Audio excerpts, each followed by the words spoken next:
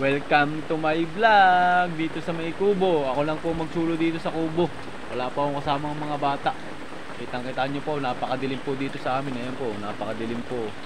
Ano, dito ang lakas po ng ulan dito sa amin sa probinsya ng Quezon. Kitang-kita nyo, napakadilim po. Ayan o.